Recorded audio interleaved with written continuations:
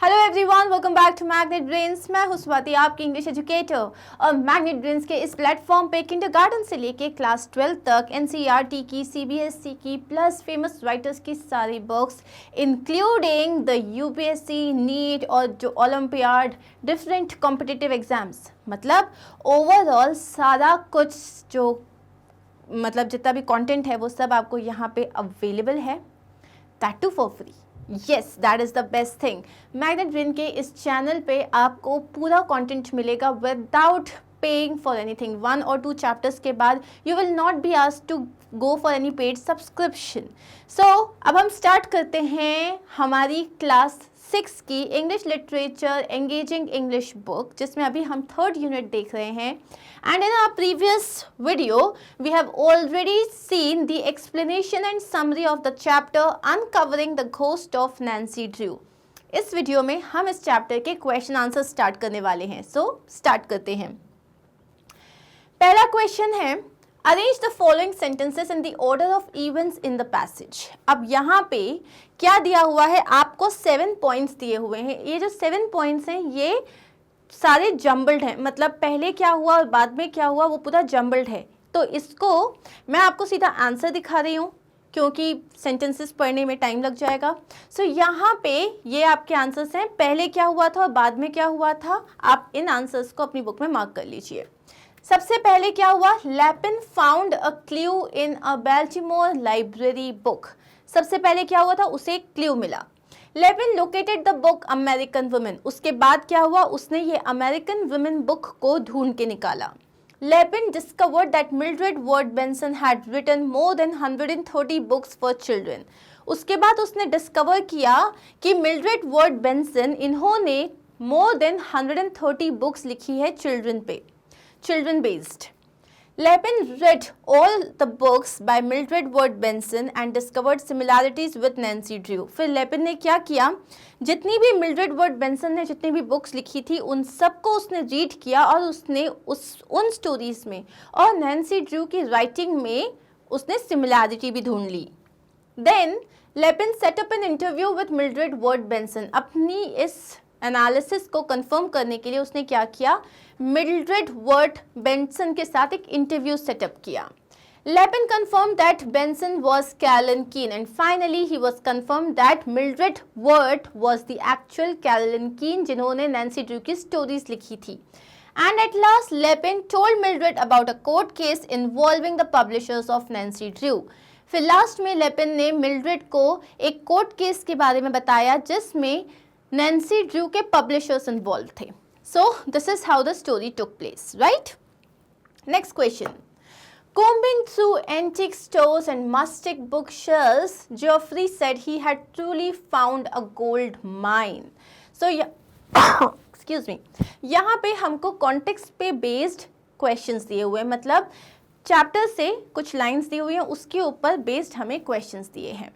तो ये जो 2 लाइन्स है कि उसने जो है बहुत ढूंढा, एंटिक स्टोर्स में ढूंढा, मस्टी बुक शेल्फ में ढूंढा और फाइनली उसको खजाना मिल गया। So the first question is, who was Geoffrey, what did he discover in 1963? Okay, so what is the answer? Geoffrey Lapin was a young library worker in Baltimore. अब आपने एक ही लाइन में बता दिया वो क्या है, वो एक यंग लाइब्रेरी वर्कर है। कहाँ पे है? बॉल्टीमोर में। Understood? He was very fond of a favorite book detective Nancy Drew, but no one knew who had written the stories about her. अब यहाँ पे जब आपसे पूछा जाएगा who was Geoffrey, so सिर्फ ये फर्स्ट लाइन लिख के मत आना। क्यों? क्योंकि फर्स्ट लाइन, फर्स्ट क्वेश्चन और second part of the question connected है। 1963 में उसने क्या डिस्कवर किया था, इसके लिए पहले आपको बताना है कि वो किसी राइटर को बहुत पसंद करता था, उसके बारे में कोई मिस्ट्री थी, तो वो आपको लाइन बतानी पड़ेगी। तो इसलिए हमने यहाँ क्या बताया, he was very fond of a favourite book detective. एक फेवरेट उसकी बुक डिटेक्टिव बुक थी जैसे किसने, मतलब नैन्सी ड्रू के बारे में, लेकिन कोई नहीं जानता था कि एक्चुअली इस बुक को किसने लिखा है। इन 1963, अब हम आते हैं second part of the question. In 1963, he discovered a few clues inside a library book which led him to another writer named Mildred Ward. 1963 में उसने क्या डिस्कवर किया? उसने डिस्कवर किए कुछ क्लूज जो कि उसको एक लाइब्रेरी बुक में मिले थे, जिसके थ्रू वो एक दूसरे राइटर तक पहुंचा जिसका नाम था मिल्ड्रेड वर्ट।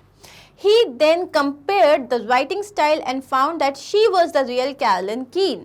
फिर उसने उनकी राइटिंग स्टाइल सब कुछ कंपेयर किया एंड तब उसको 1963 में उसने ये डिस्कवर किया कि नैन्सी ड्रू की जो स्टोरीज हैं जिसको कैरोलिन कीन ने लिखा है, जो कि एक स्यूडोनिम था, उसकी एक्चुअल राइटर का नाम क्या था? Mildred Wirt. Clear with this? Next question देखते हैं। नेक्स्ट क्वेश्चन है, why was Geoffrey combing through antique stores and musty bookshelves? Geoffrey जो है वो ये एंटिक स्टोर्स में और मस्टी बुकशेल्स में क्यों ढूंढ रहा था? So Geoffrey was combing through antique stores and musty bookshelves to find as many books as he can, ताकि वो जितनी बुक्स ढूंढ सकता है उतनी बुक्स ढूंढे। किसके बारे में? रिटन बाय मिल्ड्रेड वर्ट, जो कि मिल्ड्रेड वर्ट ने लिखी हुई है। He had a feeling that Mildred was the real Carolyn Keene and he wanted to reveal the truth. अब ये जो हमने दो लाइन्स लिखी हैं, क्वेश्चन में तो नहीं पूछा है, क्वेश्चन में सिर्फ इसीलिए पूछा है कि वो ऐसा क्यों कर रहा था, तो आपने ये बता दिया क्योंकि वो जो है मिल्ड्रेड वर्ट की बुक्स, मिल्ड्रेड वर्ट के द्वारा लिखी गई बुक्स को ढूंढ रहा था। लेकिन ये दो लाइन्स बहुत इंपॉर्टेंट है। क्यों ढूंढ रहा था? Because he had a feeling, उसके अंदर एक फीलिंग थी कि मिल्ड्रेड जो थी वही रियल कैरोलिन कीन थी, जिन्होंने ये सारी नैन्सी ड्रू की स्टोरीज लिखी थी और वो इस ट्रुथ को रिवील करना चाहता था। And that is why these two lines are very very important. Clear? चलिए नेक्स्ट क्वेश्चन देखते हैं। Explain the phrase found a gold mine. Why was Geoffrey's discovery a gold mine? पहले तो ये बताओ कि खजाना मिल गया जो हम बोलते हैं फाउंड अ गोल्ड माइन, इसका एक्चुअल मतलब क्या होता है? To find a gold mine means to find a rich source of something desired. अगर आप कहीं बोल रहे हो कि भैया मुझे तो खजाना मिल गया, खजाने का मतलब हमेशा ये नहीं होता कि आपको गोल्ड कॉइन्स मिल गए, हीरे जवाहरात मिल गए। इसका मतलब होता है किसी भी चीज़ जो आप डिज़ायर करते हो, मतलब ऐसी कोई भी चीज़ जो आपको चाहिए, उसका आपको एक रिच सोर्स मिल गया। सपोज आप पेट्रोल ढूंढ रहे हो और अचानक से आपको एक तेल का कुआं मिल गया, तो वो क्या हो गया? आपके लिए गोल्ड माइन हो गई। आप कहीं पानी ढूंढ रहे हो, आप एक डेजर्ट में हो और आप पानी ढूंढ रहे हो, आपको कहीं पानी नहीं मिल रहा है और सपोज आपको एक ओएसिस मिल गया जहाँ बहुत सारा पानी, वो आपके लिए खजाना हो गया। So a rich source of something desired. Okay, source मतलब जहाँ से कोई चीज़ आती है, कोई चीज़ मिलती है। Now finding the books written by Mildred Wirt was like finding a gold mine. अब इसके लिए ये बुक्स जो मिल्ड्रेड वर्ट ने लिखी थी was just like finding a gold mine. क्यों? Because these books helped him to reveal the mystery behind Carolyn Keene's real name, क्योंकि इन्हीं बुक्स के थ्रू उनको कैरोलिन कीन का रियल नेम पता चला। The writing style, use of word pictures, secret passageways, country roads, etc. were just the same as they did in the popular series. जितने भी उनकी जो राइटिंग स्टाइल थी बेसिकली, जिसमें उन्होंने सीक्रेट पैसेजवेज यूज़ किए या कंट्री रोड्स यूज़ करे, वो सारी चीज़ें एग्जैक्टली वैसी थी जैसी वो नैन्सी ड्रू अपनी स्टोरीज में यूज़ किया करती थी। This was a eureka moment for him, और ये उसके लिए एक YPU मतलब yes I have done it वाला मोमेंट था। यूरेका मोमेंट मतलब कि मैंने कर दिखाया, मेरे लिए एक विनिंग मोमेंट है। ओके, नेक्स्ट आते हैं। अब आपको नेक्स्ट जो कॉन्टेक्स्ट दिया है, Stratemeyer offered Mildred the job of ghost writing a new series about a girl named Nancy Drew. ये दो लाइन्स हैं जो आपको चैप्टर से दी हुई है। इस पे पहला क्वेश्चन जो बेस्ड है वो है Who was Stratemeyer and Mildred? Stratemeyer कौन था और मिल्ड्रेड कौन थी? So Edward Stratemeyer was a publishing organization who wanted to hire anonymous writers to write a series of children's books. Edward Stratemeyer एक पर्सन था जो कि एक पब्लिशिंग ऑर्गेनाइजेशन से बिलोंग करता था, who wanted to hire। अब ये क्या चाहता था? मतलब he was a person, he was the, आप इसमें लिख सकते हो he was the owner of, आप ये लिख सकते हो he was the owner of, okay ये बेटर रहेगा। Edward Stratemeyer was the owner of a publishing house, of a publishing organisation, जो क्या चाहते थे? वो बहुत सारे एनोनिमस राइटर्स को हायर करना चाहते थे जिससे वो चिल्ड्रन की बुक्स की सीरीज लिख सकें। मिल्ड्रेड अब कौन थी? Mildred was a college student who was offered to write stories for the publishing house. Mildred उस वक्त एक कॉलेज स्टूडेंट थी जिसको ऑफर किया गया था कि आप घोस्ट राइटिंग करो। घोस्ट राइटिंग मतलब क्या होता है? अपना नाम बताए बिना आपको सिर्फ स्टोरीज लिख लिख के देनी है।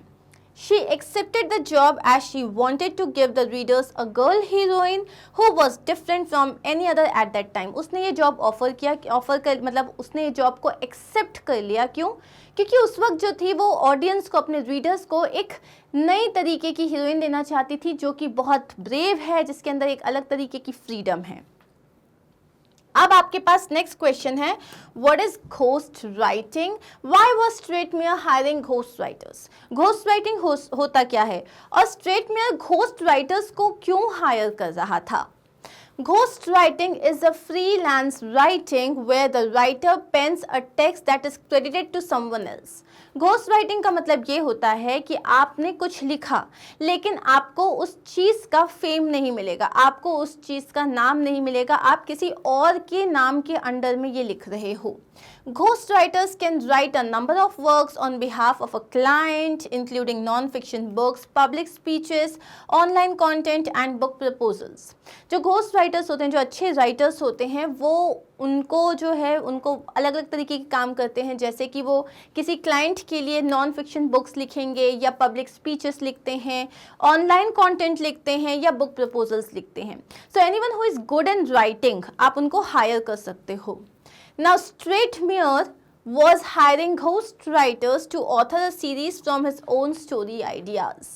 So, Stratemeyer जो है उसने क्या किया? उसने घोस्ट राइटर्स को हायर किया जहाँ पे वो खुद की स्टोरी आइडियाज़ दे रहा था और लोगों से स्टोरीज लिखवा रहा था। In this way he would be able to hire various writers to publish many books quickly. इससे क्या होगा? वो बहुत सारी स्टोरी बुक्स बहुत फटाफट पब्लिश कर पाएगा क्योंकि उसके पास कोई एक राइटर नहीं है। यहाँ पे क्या है? उसके पास डिफरेंट राइटर्स हैं और कोई एक छोड़ के भी चला गया तो भी कोई प्रॉब्लम नहीं है क्योंकि वो किसी और से लिखवा लेगा, बिकॉज यहाँ तो सब घोस्ट राइटर्स हैं, कोई ने अपना नाम तो दिया हुआ नहीं है। That is why he wanted to hire ghost writers. Okay, writers, not writers. Next is, how was Nancy Drew going to be a different heroine? Nancy Drew थोड़ी अलग थी, मतलब ये जो इसका जो कैरेक्टर था वो थोड़ा डिफरेंट था। कैसे? So Nancy Drew was going to be a different heroine because her character would be based on a girl who loves to explore and find adventures in her everyday life. Nancy Drew जो थी वो एक different heroine होने वाली थी। क्यों? क्योंकि उसकी जो स्टोरीज थी वो एक ऐसी लड़की पे बेस्ड थी जो चीज़ों को एक्सप्लोर करना चाहती थी और अपनी आम जिंदगी में एडवेंचर्स ढूंढना चाहती थी। She would be intelligent and have a new kind of freedom about her. वो इंटेलिजेंट होगी, मतलब उसकी जो स्टोरी का जो कैरेक्टर है नैन्सी ड्रू वो इंटेलिजेंट होगी, उसके अंदर एक अलग तरीके की फ्रीडम होगी। She would help the readers to dream about adventures of their own. और वो चाहती थी कि उसके एडवेंचर्स को देख के लोग अपनी लाइफ में एडवेंचर ढूंढें, अपनी लाइफ को और इंटरेस्टिंग बनाएं। So this is how Nancy Drew was going to be a different heroine. Did Stratemeyer like Mildred's Nancy? What was the public's response? क्या स्ट्रेटमेयर को मिल्ड्रेड की नैन्सी पसंद आई थी? सो स्ट्रेटमेयर को इनिशियली ये जो कैरेक्टर था नैन्सी ड्रू ये पसंद नहीं आया because she was very nervy, मतलब वो बहुत ज़्यादा बोल्ड और डेयरिंग थी। लेकिन पब्लिक का रिस्पॉन्स क्या था? Awesome, they love the character. So हम क्या लिखेंगे? At first Stratemeyer was disappointed with Mildred's Nancy as he found her too bold, but as the books became a huge hit he was happy about it. लेकिन public response क्या था?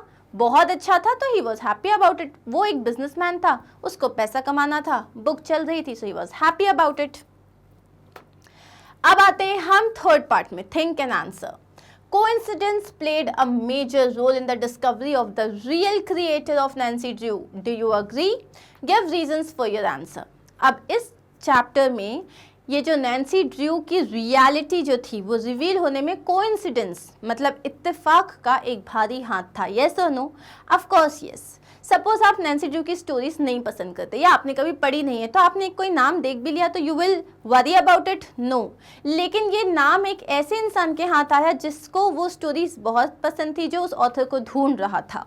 So, coincidence definitely played a major role in the discovery of the real creator of Nancy Drew. Geoffrey Lapin, a young library worker, coincidentally found a few clues about the mysterious identity of his favorite writer, and his curiosity led him revealing the identity. So Geoffrey जो था वो, जो कि एक young library worker था, coincidentally, इत्तेफाक से उसको कुछ क्लूज मिले about the mysterious identity of his favourite writer. Favourite writer की मिस्टीरियस आइडेंटिटी के बारे में उसको कुछ क्लूज मिले और उन क्लूज को सॉल्व करके उसने उनकी रियल आइडेंटिटी को रिवील कर दिया, मतलब उसका खुलासा कर दिया। तो यस, ऑब्वियसली जो है ये पूरा जो रेवलेशन हुआ है नैन्सी ड्रू की जो स्टोरीज के ओरिजिनल राइटर के बारे में, तो कोइंसिडेंट था एक बहुत बड़ा।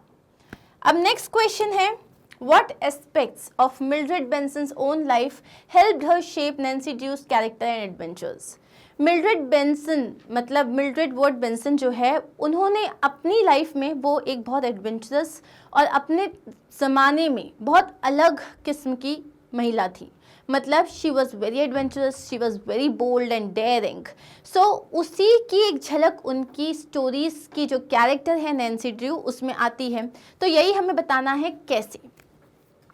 Mildred broke molds of what people thought women should do। मतलब broke molds मतलब मिल्ड्रेड ने उन सारी प्रेजुडिस को तोड़ दिया जो लोग सोचते थे कि विमेन को ऐसा होना चाहिए, या वो तो सिर्फ यही कर सकती हैं, या वो ज़्यादा इंटेलिजेंट नहीं हो सकती। सो ऐसे उन्होंने सारी धारणाओं को तोड़ दिया। She was the first woman to graduate from the University of Iowa School of Journalism। वो पहली फीमेल थी जिन्होंने आयोवा स्कूल ऑफ जर्नलिज्म से ग्रेजुएशन करी। इन 1927 she received the first masters degree the school ever gave. 1927 में उन्होंने उस school से, उस यूनिवर्सिटी से एक मास्टर्स की डिग्री एक्वायर करी, and that was the first masters degree जो उस यूनिवर्सिटी ने दी थी। Her adventurous life included becoming a pilot, a champion diver and a swimmer. और वो अपनी रियल लाइफ में बहुत एडवेंचरस थी, जहाँ पे वो एक बेहतरीन पायलट, एक चैम्पियन डाइवर और एक स्विमर भी थी। Her personality reflected in her character, और उनकी यही पर्सनालिटी उनके कैरेक्टर में रिफ्लेक्ट होती है, नैन्सी ड्रू के कैरेक्टर में। अब थर्ड क्वेश्चन है, discuss at least 4 of character traits of Geoffrey Lapin as evident from the chapter। मतलब हमें Geoffrey Lapin के 4 कैरेक्टर्स के बारे में बताना है, मतलब कैरेक्टर ट्रेट्स, किस तरीके का इंसान था वो।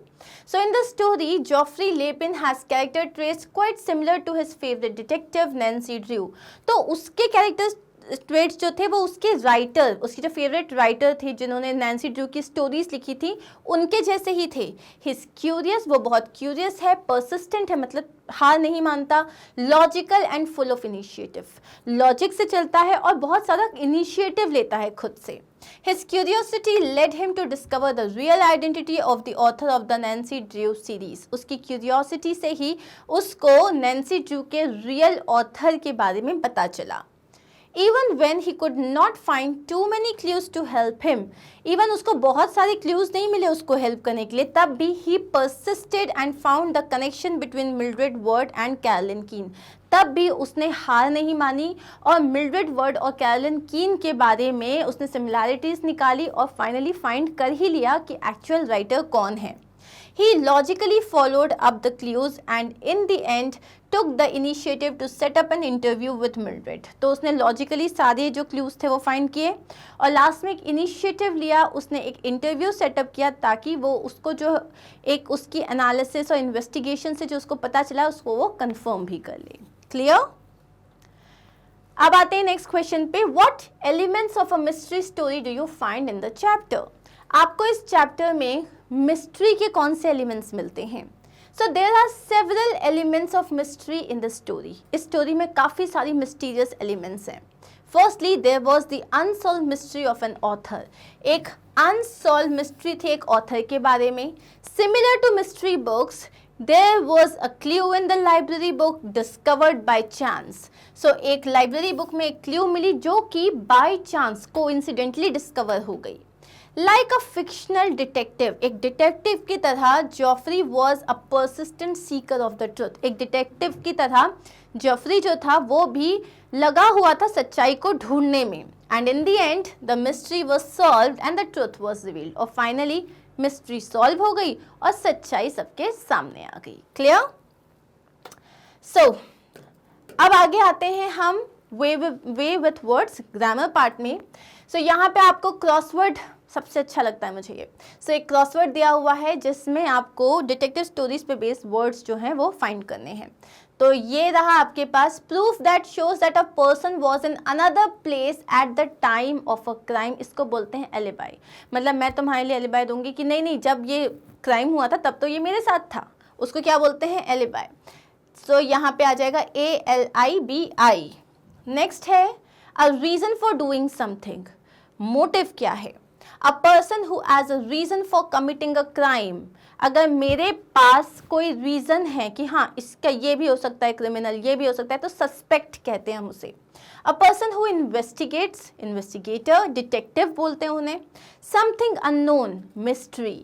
Then a person who helps another to commit a crime और टू डू समथिंग रॉन्ग। जो किसी दूसरे को हेल्प कर रहा है उसको हम क्या बोलेंगे?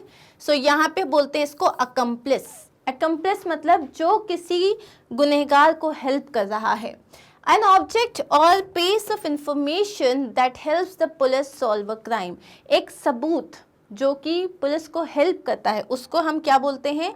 सबूत को हम क्या बोलेंगे? उसको हम क्या कहेंगे? एविडेंस। उसको हम बोलते हैं एविडेंस।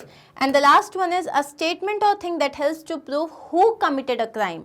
एक स्टेटमेंट जो अगर आप देते हो जिससे ये प्रूव होता है कि किसने ये क्राइम को कमिट किया हुआ है। So that is your motive. नहीं, मोटिव हो गया, सस्पेक्ट हो गया, एविडेंस हो गया, हमारा एक्म्प्लिस हो गया, clue. Okay, last one is clue. Okay, so these are our answers. You can take a screenshot and write them down. चलिए हम आगे बढ़ते हैं। अब है subject, verb and object. Read the sentence, Mildred could reveal this secret. Here किसके बारे में हम बात कर रहे हैं? मिल्ड्रेड के बारे में बात कर रहे हैं। जिसके बारे में हम बात कर रहे हैं वो होता है सब्जेक्ट। उसके बाद है यहाँ पे मिल्ड्रेड कुड रिवील, वो क्या काम कर रही है? रिवील करने का काम कर रही है। तो रिवील क्या हो गया? कुड रिवील जो हो गया वो हो गया वर्ब। और क्या रिवील करने वाली है वो? सीक्रेट। तो ये हो गया ऑब्जेक्ट। सो बेसिकली जो जिसके बारे में हम बात कर रहे हैं वो होता है सब्जेक्ट। वो जो काम कर रहा होता है वो होता है वर्ब। एंड वो जिस चीज़ पे काम कर रहा है, जिस चीज़ पे एक्शन लिया जा रहा है, that is your object. Clear? So अब आपको करना क्या है यहाँ पे? जैसे यही ये चीज़ लिखी हुई है, subject of a sentence is who or what the sentence is about. किसके बारे में बात हो रही है? वर्ब मतलब एक्शन, ऑब्जेक्ट मतलब जिस चीज़ के ऊपर एक्शन हो रहा है। तो अब आपको यहाँ करना क्या है? सेंटेंसेस दिए हुए हैं, सब्जेक्ट, वर्ब और ऑब्जेक्ट आपको बताना है। अब यहाँ देखो, my mother cooked noodles for lunch. Clear? बात किसके बारे में हो रही है? My mother. तो ये क्या हो गया? सब्जेक्ट। काम क्या किया उन्होंने? कुक करने का। तो ये क्या हो गया? वर्ब। क्या कुक किया उन्होंने? नूडल्स कुक किए। सो ये हो गया आपका object. Simple. Eric Clapton played the guitar. हम किसके बारे में बात कर रहे हैं? Who is doing the thing? Eric Clapton. तो ये हो गया सब्जेक्ट। क्या काम किया उसने? प्ले किया है। ये हो गया वर्ब। क्या प्ले किया है? The guitar. ये हो गया आपका ऑब्जेक्ट। सो ये रहा हमारा आंसर। नेक्स्ट क्वेश्चन देखते हैं, बहुत इजी है। Harry gave Sally a flower. सबसे पहले हम बात कर रहे हैं हैरी के बारे में। तो ये हो गया सब्जेक्ट। क्या किया उसने? गेव। गेव हो गया वर्ब, देने का काम किया है। अब क्या दिया उसने? उसने एक फ्लावर दिया है। This is your object. Sally is not the object. Okay, this is your object. Next is Samuel lost his wallet yesterday. बात किसकी हो रही है? सैमुअल की। क्या किया है उसने? लूज किया, कुछ घूम गया उसका। क्या लूज किया है? His wallet. ये क्या हो गया इसका object. Are we clear with this? चलिए आगे बढ़ते हैं। Many children do not like homework। हम बात कर रहे हैं many children की। तो ये हो गया सब्जेक्ट। अब do not like यहाँ जो है नहीं पसंद करने का काम हो रहा है। ये हो गया आपका verb. And what is it that they do not like? That is homework। तो ये हो गया object. The students are studying history now.